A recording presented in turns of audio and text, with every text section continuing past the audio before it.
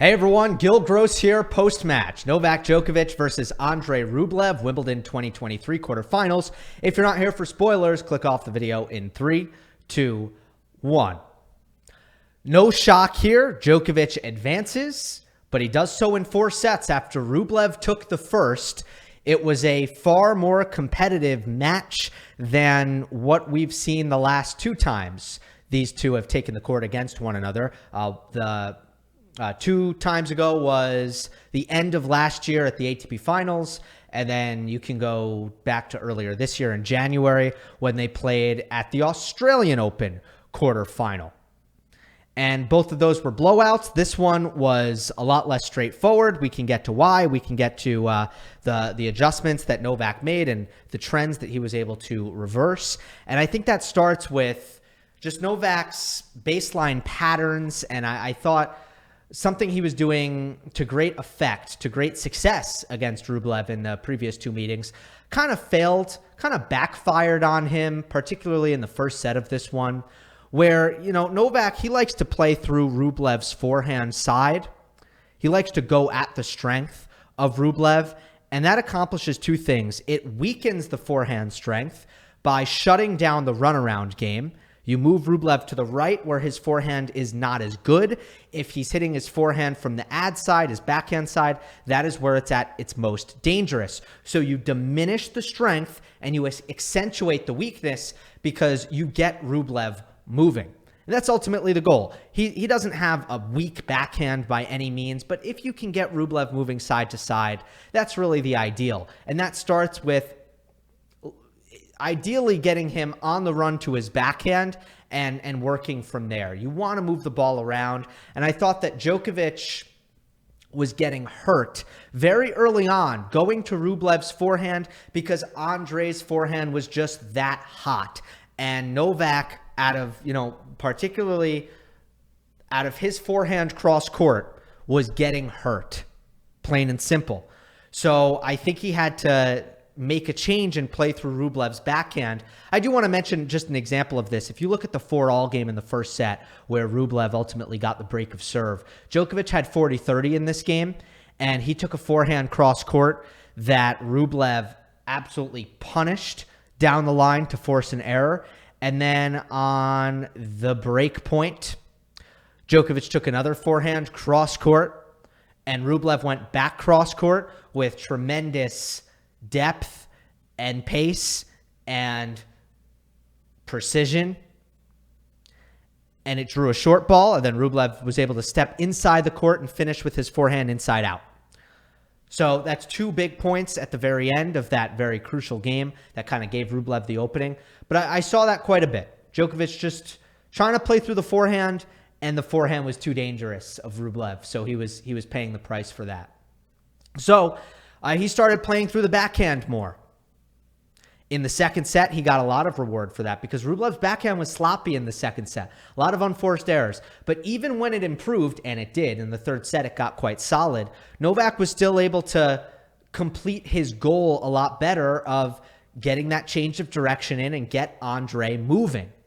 Because the backhand, the cross-court backhand of Rublev, or even the backhand down the line, it was a lot more playable.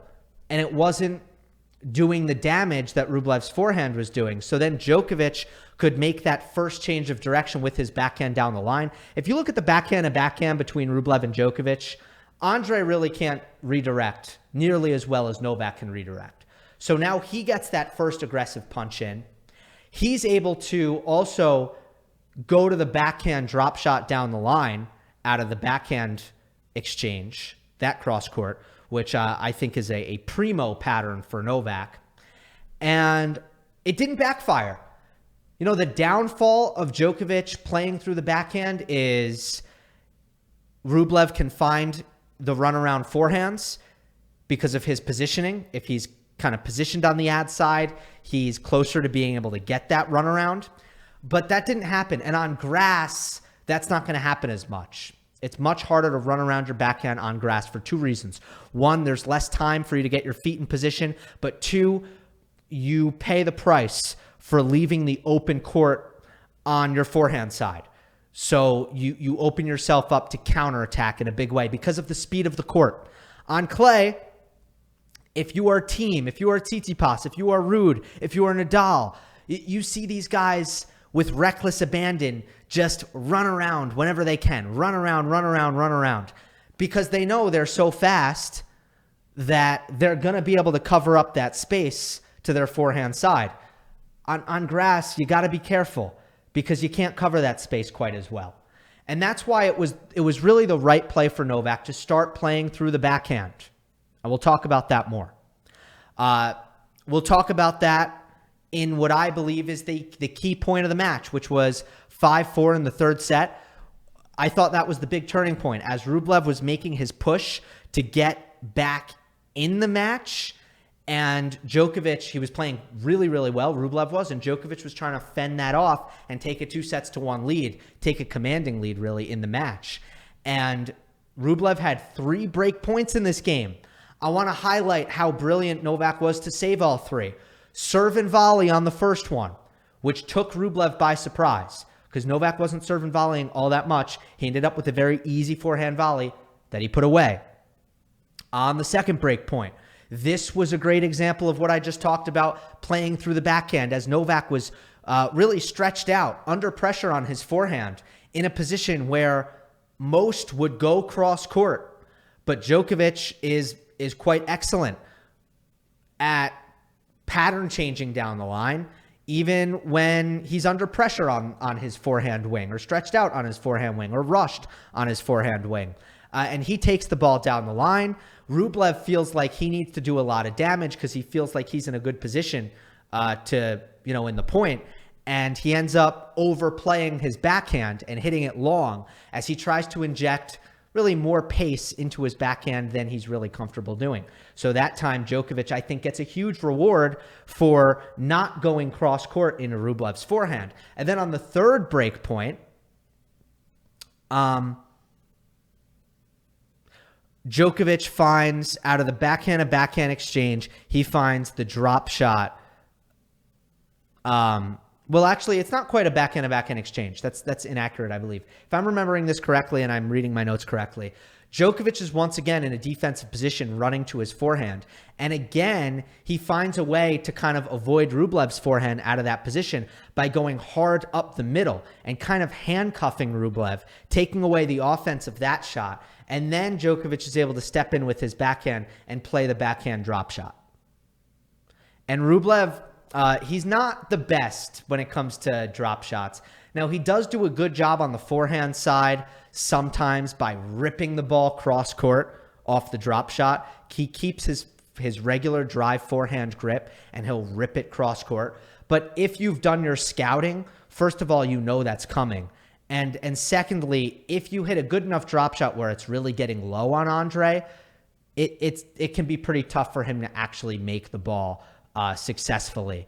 And in this case, he missed it. It got too low on him, and really he needed a continental grip. But Rublev, he tries not to change to the continental grip when you drop shot to his forehand side. So that's how he saved the 3 break points. I wanted to highlight that. I should also say that there was a serving trend that certainly went with how the match went, as Rublev was 15 percentage points better than Djokovic in the first set on first serves in. And Novak really did struggle in the first set. Only 50% of his first serves was he able to get in play. But he turned that around for the next 3 sets.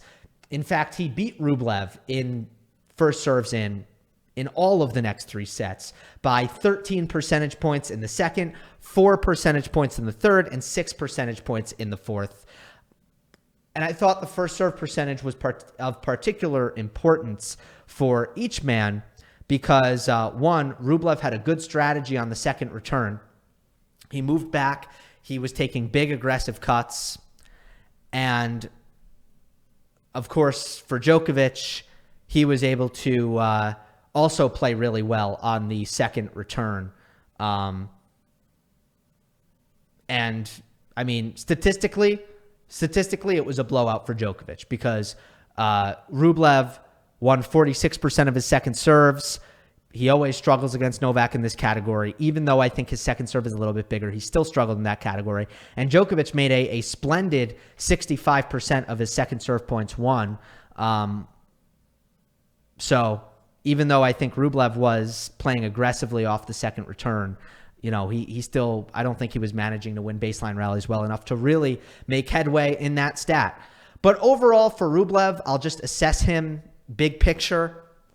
This was a much better performance from him if you compare what he's done, not just in the Novak head-to-head in the last two, but also in similar spots against top players in major quarterfinals. In fact, this was his sixth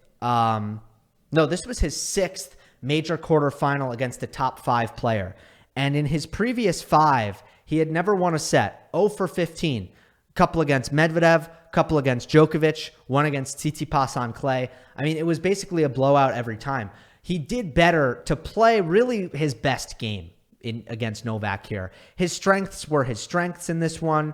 His effort was very, very high. I think mentally his only fault was the start of the second set where he was very disappointing in the first game, threw in 2 double faults, and you just have to deal with success better than that. You have to recognize the importance of the start of the second set after you win the first. But other than that, he was locked in. His effort level was high. His level was high. I did see some technical improvements, particularly in his backhand slice. He is hitting that shot way, way, way better than what he was able to do in 2021 and 2020.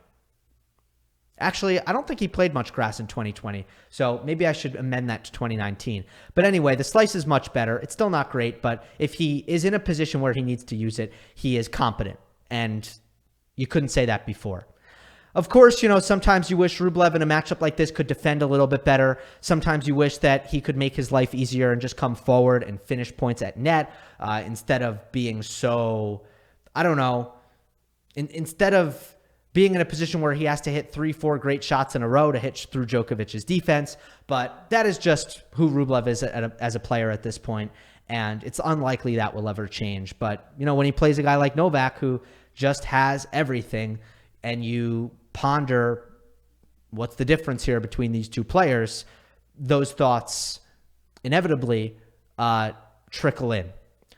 As for Djokovic, no strong words about the performance, honestly. Not great, not poor either, but certainly he was able to overcome what was a lot of tennis in 3 days. 3 days in a row coming out on court. And now he'll get 2 days off. So I think that's rather crucial. I also think he gets some much needed baseline rhythm and a perfect preparation for a matchup against Jannik Sinner. Because while I do think Sinner in a lot of ways is more dynamic, more athletic, more powerful off the backhand wing compared to Andrei Rublev, it is, when you distill their play styles down, it is a very similar game. And for Djokovic to kind of problem solve and get through Rublev in this manner, I think is the ideal preparation for his semifinal. Hope you enjoyed. Don't forget to subscribe. I'll see you next time.